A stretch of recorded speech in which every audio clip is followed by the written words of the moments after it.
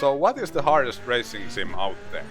When you talk about racing sims, and forget the arcade games, the whole question is kind of backward, because the goal of a simulator is obviously not to be difficult, but as close to the true world as possible.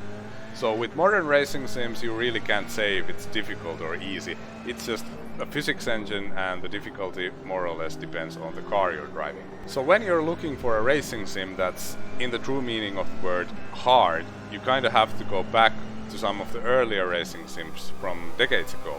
Most of them are quite a bit more difficult to master compared to modern sims, for varied reasons of course.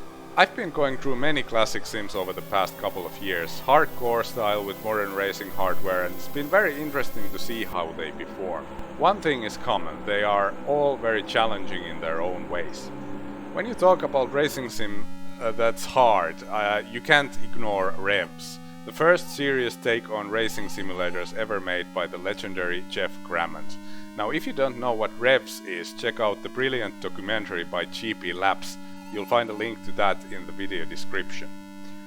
Revs is truly really hard. It's kinda meant to be played with a keyboard, and I'd say when you master that you can as well start playing Vivaldi on a piano. However, after a bit of tinkering you can also drive it with a racing wheel, and then it's pretty easy to drive. For me the most difficult part is just to learn the tracks because, well, there's no detail. The AI is super fast, so to be competitive in the hardest difficulty will take you countless of hours of practicing. So when you're talking about the hardest racing sims, this one is definitely in the top 3. Another really hard one is Indianapolis 500 by Papyrys. Like, I tried to do a full hardcore race in this live on YouTube and managed to cock it up all by myself. No!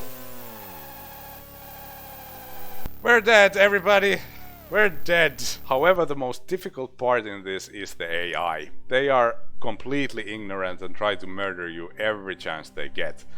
Also, they are very fast, so you have to get your car set up right if you want to be competitive. The damage model is quite unforgiving as well, however, a crash doesn't necessarily end your race as long as you can drag the car into the pits. It'll be fixed and you can continue racing. This one is definitely another one for the top 3 when it comes to difficulty. The sim that really surprised me with its difficulty was Formula 1 Grand Prix, the first one of the Grand Prix series. Now, if you play this one with a keyboard, you'll be using the steering assist, which actually makes the game quite easy. I won the championship with a keyboard on ace difficulty without even bothering to practice or qualify for the races. So I decided to give it a bit more challenge and to do a hardcore season live on YouTube using a racing wheel and pedals without any driving assists. I knew it was going to be harder, but little did I know how much harder. Early in the race with a heavy car and cold tires, it's like driving an elephant 300 km an hour. It's very hard to get a feel for the car, easy to push wide on the grass, and then if you get sideways it's next to impossible to recover. Also, if you spin, the AI doesn't really do much to avoid hitting you. However, the AI is rather slow and bad in strategy, so looking at my score sheet at the end of the season it was almost like binary. Either it was 10 points or 0 points. The sim was harder than I thought, but not in the top 3 of hardness. Now, what made me really nervous was starting up a hardcore season in Grand Prix 2. Playing this game in the 90s, even just finishing a full distance race on ace difficulty simply felt like utopia. I'm talking about driving with a wheel and pedals and no assists whatsoever. With a keyboard it's way easier. The limit of the grip is very abrupt, as you would expect from an F1 car, and it's very hard to recover if you get sideways. The damage model is sometimes very ruthless, as clipping a bit of grass might snap your front wing off, and running over the curves might even cause your wheels to pop off. Although sometimes you can get away with really hard hits without any damage, so it's quite inconsistent. However, during the season I managed to improve my steering significantly and wound up winning races. I found that the high resolution of modern racing equipment really helps with this sim, and it's quite amazing how well Grand Prix 2 is able to utilize it. You can be very accurate with your lines and throttle and everything. Even winning the title, even doing it the hardcore way, is definitely doable. Now, it's a hard sim, but in the right way, and the racing against AI is loads of fun. This sim was a lot harder in the 90s, when the racing wheels and pedals had very limited fidelity, but today the challenge no longer feels overwhelming. When it comes to difficulty, Grand Prix 3 brings a whole set of new variables into the table. We have narrow cars with grooved tires, thus less aerodynamical grip and less mechanical grip. We have damage model where you no longer get away with heavy hits into the wall. We have dynamic weather with changing conditions where you have to constantly adapt your driving. And if you choose the wrong tires, your race will immediately be ruined. We also have way more advanced tire modeling, where worn tires not only make the car slower, but it also becomes harder and more unpredictable to drive. We have AI that not only attacks, but also defends. Plus, it's also way more competitive in pace than in Grand Prix 2. If you want to win a race in Grand Prix 3, you will either have to drive pretty much flawlessly, or perhaps have some luck in the way. Hey! Häkkinen! He's out! Engine! Some things in Grand Prix 3 are easier than in Grand Prix 2. You can actually use the curbs without having a fear of losing a wing, and you of course have force feedback to help you sense the grip better. When I started the hardcore season in Grand Prix 3, I got some comments of Grand Prix 3 being the hardest racing sim ever made, but I don't know if I agree. After doing 10 races or so and a lot of practicing in the middle, I feel quite comfortable with the car, both in wet and dry, although the changing conditions are sometimes very tricky. Winning the title would certainly demand you to have an incredible season with a bit of luck as well, but I wouldn't say this is in the top 3 of hardness. Then there are the sims that are difficult in the wrong, frustrating way. I'd put Papyrys IndyCar Racing 1 into this category. The driving itself is very easy and enjoyable, but negotiating through traffic is pure nightmare. And there is a lot of traffic, and the pack is very unevenly matched.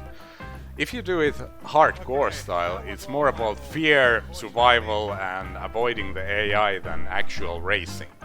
Your opponents are not like in other sims where they at least try to avoid you. They are also not like in arcade games where they might be brainless but at least become predictable at some time. No, in this they are never predictable. Also, they don't obey the same laws of physics as the player. A computer car can brake from 200 miles per hour into 40 in a fraction of a second, so good luck if you're behind them when they do that. What makes it worse is that any contact usually pops your tires. This was way too much for our driver Friedrich Bang, who got fired before the end of the season. We interrupt this broadcast for breaking news. IndyCar driver Friedrich Bang has been fired. And I've never touched the game since. The driving is so easy though that I wouldn't quite put it into the top 3 of hardness. If you survive, you usually win. It might be a fun game if you just do short races. So, we still need one more sim to complete the top 3 of the hardest racing sims. And this might be the hardest one. Early on during the IndyCar Racing 1 season, I announced that I was going to do a hardcore season in IndyCar Racing 2 as well.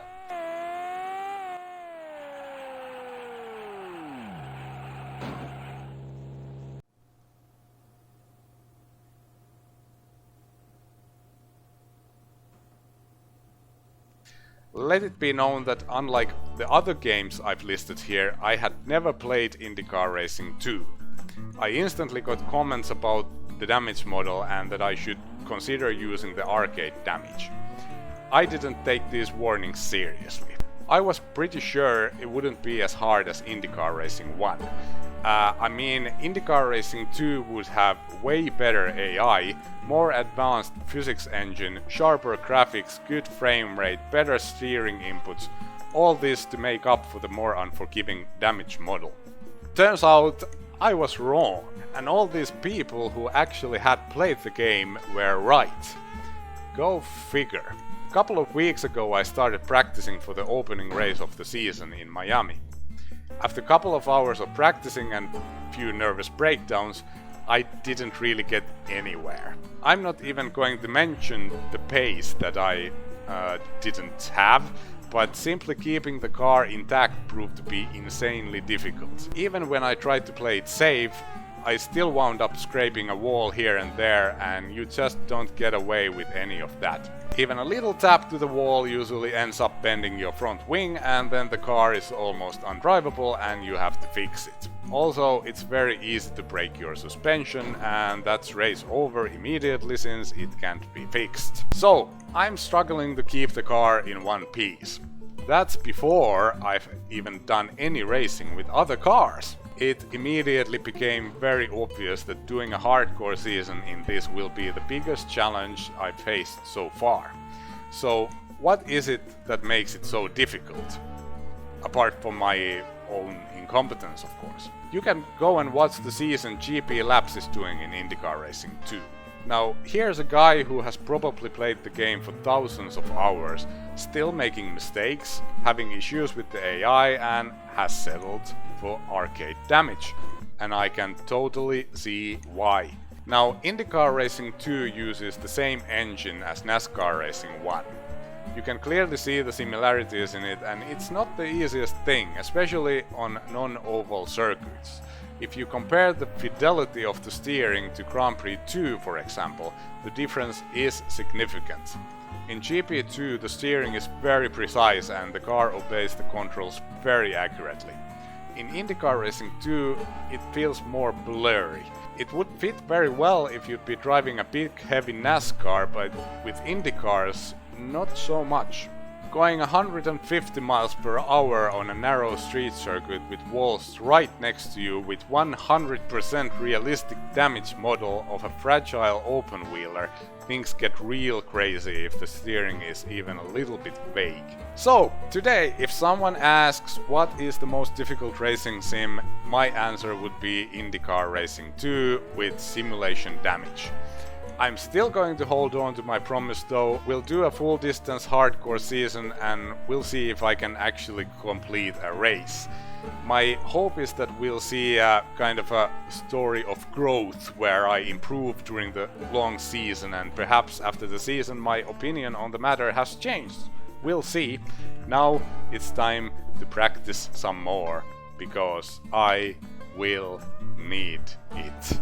Thanks for watching, take care, and I will see you in the next race.